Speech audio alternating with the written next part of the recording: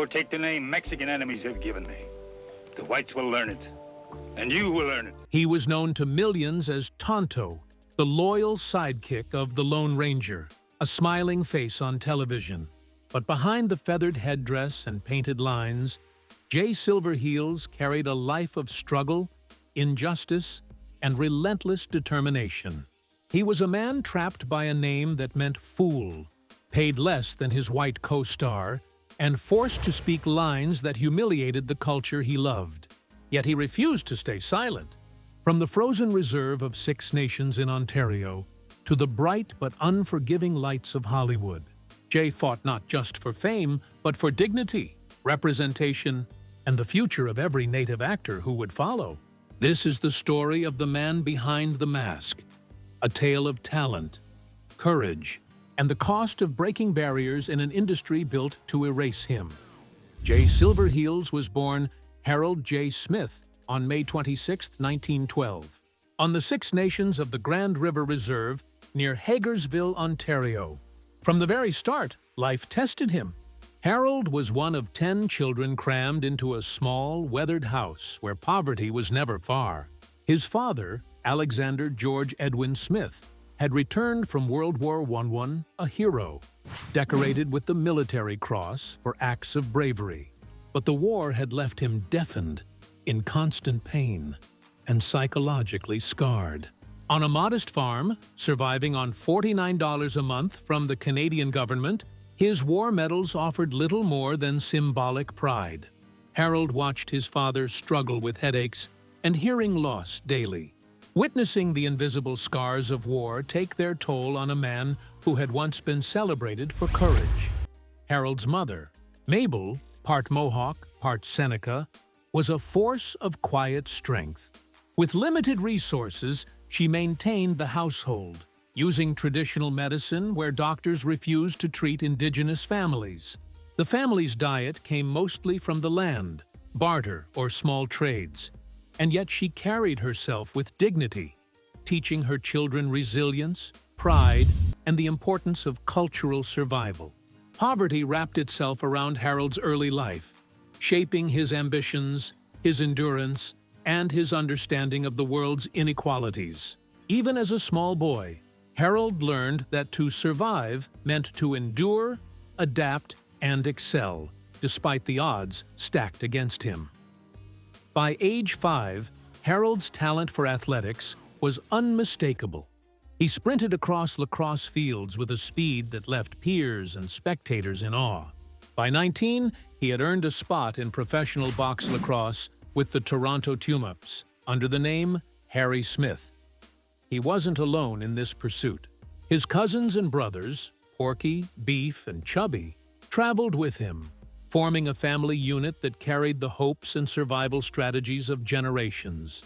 They competed across Buffalo, Rochester, and Atlantic City, playing nearly non-stop during the 1930s to escape poverty and carve out a name for themselves. Harold's speed earned him a nickname, Silverheels, after one famous sprint that made his shoes appear to flash like silver. Newspapers covered his games, fans came in droves, and opposing coaches resorted to assigning 2 men just to guard him. Athletic fame brought recognition, but it could not shield him from systemic discrimination or the lingering effects of Canada's residential school system. At 6 Nations, children were punished for speaking Mohawk. Some were fed soap or strapped. Some returned unable to speak their language properly. Families were torn apart, traditions banned, ceremonies forbidden, and spirituality suppressed. Officials labeled Indigenous families lazy and incapable, a message that echoed far beyond bureaucratic reports and into daily life.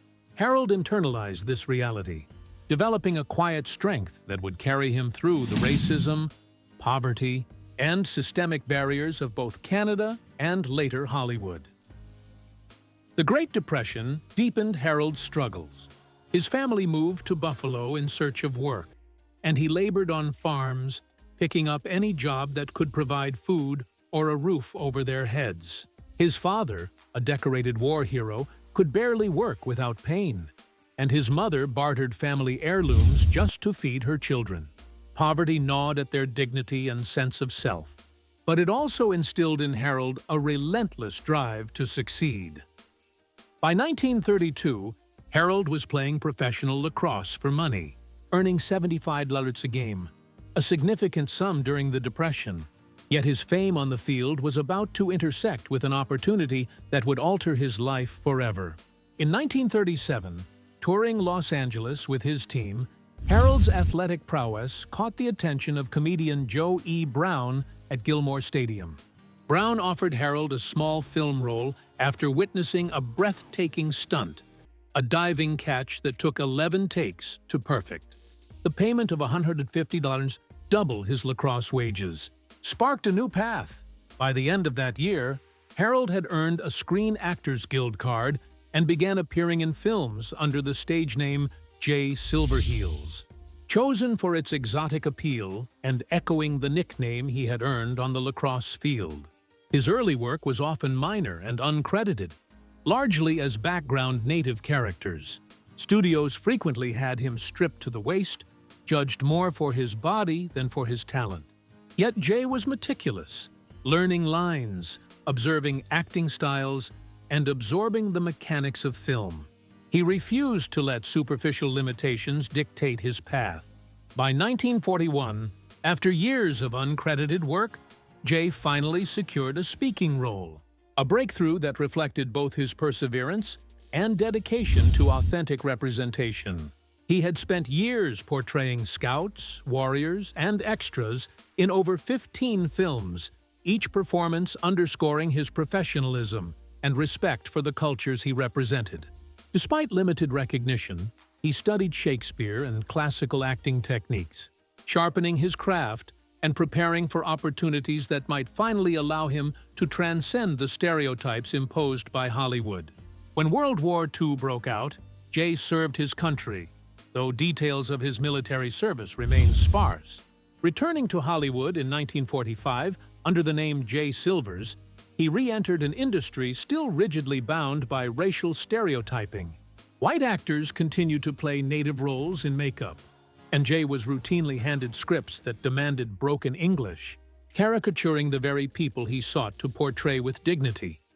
Even as he displayed immense talent and discipline, Jay endured repeated humiliations. For Captain from Castile, he was instructed to remove his shirt before casting directors, a degrading ritual he had come to expect throughout his early career.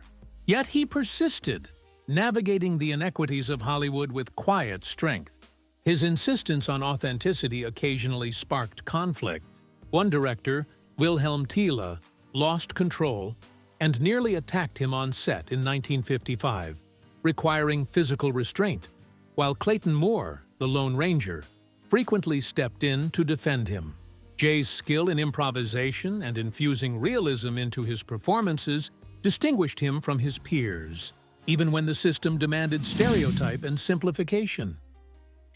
In 1949, Jay Silverheels' career reached a historic milestone with his casting as Tonto in The Lone Ranger, triumphing over 35 other contenders. When the show premiered on September 15th, it marked the first time a native actor portrayed a native character on American television. A groundbreaking moment in an industry long dominated by misrepresentation. Yet the role was far from ideal. The character's name, Tonto, meaning fool in Spanish, was offensive, and Jay privately resented the restrictions it imposed. During a 1957 visit to his home reserve in Ontario, he remarked tersely, "Tonto is stupid," masking decades of frustration with a few simple words that spoke volumes about his inner conflict.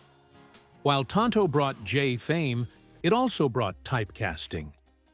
He was confined to the sidekick role, speaking in broken sentences and delivering lines intentionally designed to sound inauthentic. Jay's improvisations lent the dialogue naturalism and dignity, but producers often met these efforts with anger or resistance. Filming conditions were grueling. Limited budgets forced him to change in gas station restrooms, while the heat rendered his suede and wool costume nearly unbearable. Jay's insistence on basic decency, such as demanding private dressing rooms, led to incremental victories, small but symbolic triumphs over an industry that too often ignored the humanity of Native performers. Despite these hardships, The Lone Ranger achieved immense popularity, remaining a top-ranking show for 8 seasons and producing 221 episodes. Jay earned $100,000 per season, a substantial sum at the time, yet still only half of what Clayton Moore received, highlighting systemic inequities even amid success. Though typecasting constrained him, Jay maintained professionalism, balancing the pressures of fame with the reality of limited opportunities for authentic Native roles. Through resilience, skill, and quiet defiance, he transformed a restrictive role into a platform that would ultimately inspire and empower generations of Native actors to come. Off-screen, Harold Smith, later known as Jay Silverheels, lived a complex and often challenging personal life. His first marriage to Bobby Smith ended in 1943, leaving him estranged from 2 children, a painful chapter that haunted him even as his career began to gain momentum. In 1945, he married Mary Doma, an Italian-American woman, lightening the tension with humor by joking that the marriage was a form of revenge against Christopher Columbus. Together, they had 4 children: Jay Jr., Marilyn, Pamela, and Karen. Raising a family while navigating Hollywood's unpredictable demands was no easy task. Jay balanced the pressure of typecasting, grueling schedules, and low pay with his desire to provide stability, love, and guidance for his children. Despite his remarkable athleticism and resilience, Jay faced serious health challenges. In 1955, a heart attack struck during a stunt rehearsal, sidelining him for 8 weeks and exposing the fragility of both his career and finances. For a man who had thrived on physical performance and endured decades of systemic racism and hardship, the event was a stark reminder of life's precariousness. Yet Jay's commitment to his family never wavered. He wove lessons from his indigenous heritage into his parenting, instilling pride in his children's roots and teaching them resilience against prejudice, ridicule, and societal limitation. Even as Hollywood offered fleeting fame and recognition, it demanded compromises that often clashed with his values, forcing Jay to constantly negotiate between career ambition and family stability. His ability to remain steadfast, compassionate, and principled in the face of relentless pressure reflected the depth of his character, showing that his legacy extended far beyond the screen, into the lives of those he loved and mentored. By the 1960s, Jay Silverheels turned his focus to advocacy. Recognizing that systemic change would not come from protests alone, he co-founded the Indian Actors Workshop in Los Angeles, along with Buffy Sainte-Marie, Iron Eyes Cody, and Rod Redwing. The workshop offered training in acting, voice, stunt work, and nutrition, preparing Indigenous performers to gain Screen Actors Guild membership and secure meaningful roles. Jay's philosophy was pragmatic. Change came from within the system, by equipping talent to claim their space in Hollywood. The workshop also addressed broader community issues, including alcohol abuse, elder care, and cultural preservation. Jay believed that fostering creativity and professional skills could create a lasting impact, empowering Native actors to reclaim narratives distorted by Hollywood. His efforts helped pave the way for future stars like Michael Horse and Graham Greene, demonstrating that authentic representation required not only opportunity, but mentorship and support. Even after The Lone Ranger ended in 1957, Jay remained typecast, limited largely to supporting roles in westerns and occasional TV guest spots. Many of these roles were minor, with little dialogue, and opportunities to showcase his full range of talent were rare. Yet, Jay refused to be defined solely by Tonto or by Hollywood's narrow vision of Native characters. He built a legacy that extended beyond the screen, shaping generations through mentorship, advocacy, and a steadfast commitment to his community. In the 1970s, He pursued a second passion in harness racing, training and jogging horses, traveling on tours, and immersing himself in a sport that combined discipline, precision, and patience. One of his horses, Jay Silverheels, later broke a track record at Los Alamitos, a posthumous tribute to Jay's enduring influence and dedication. In 1979, recognition came in the form of a star on the Hollywood Walk of Fame. Confined to a wheelchair and surrounded by native dancers, Jay accepted the honor quietly, a bittersweet acknowledgement of a lifetime spent navigating fame, prejudice, and advocacy with grace. He passed away on March 5, 1980, at the age of 67, and his ashes were returned to the Six Nations Reserve, symbolically closing the circle back to his roots. His son, Jay Jr., carried forward the family's acting legacy, appearing in The Legend of the Lone Ranger in 1981, determined to honor his father's path. The Indian Actors Workshop, which Jay had helped establish, continued to thrive, nurturing indigenous talent and giving them the skills and confidence to claim authentic roles. Actors like Graham Greene, whose Oscar-nominated performance in Dances with Wolves and later work in Smoke Signals, the first feature written, directed, and produced by Native Americans, benefited directly from Jay's pioneering groundwork. Through training, mentorship, and advocacy, Jay Silverheels' influence endured far beyond the camera, transforming the landscape of Native representation in Hollywood and inspiring countless artists to tell their stories without compromise. Jay Silverheels' life was a testament to resilience, talent, and advocacy. He navigated systemic racism, health challenges, and personal hardship while breaking barriers for indigenous actors. His work reclaimed space in an industry that had historically silenced and misrepresented Native voices. Though he once cringed at Tonto's broken English lines, he transformed that platform into mentorship, education, and opportunity. Every indigenous storyteller today who rejects stereotypes and asserts their voice stands on the foundation Jay Silverheels built. He was more than Tonto. He was a pioneer, a teacher, and a trailblazer whose legacy continues to inspire generations of actors, writers, and cultural advocates. Beyond the screen, Jay's impact was deeply personal and profoundly cultural. He understood that visibility alone was not enough. Representation needed depth, authenticity, and dignity. He tirelessly worked to ensure that young Native actors could step into roles that honored their heritage rather than mocked it, offering guidance and training that extended far beyond Hollywood. His vision created a ripple effect, fostering a generation of performers who could claim their identity with pride and navigate an industry that had long sought to erase them. Jay's courage in confronting injustice, combined with his unwavering dedication to his community, made him a symbol of empowerment. His story reminds us that true change often begins quietly, through mentorship, persistence, and the refusal to accept the limitations others impose. Today, Jay Silverheels' spirit lives on in every indigenous artist who dares to tell their story, unapologetically, authentically, and boldly. Jay Silverheels was more than Tonto. He was a trailblazer, a teacher, and a voice for a generation of Native actors long silenced by Hollywood.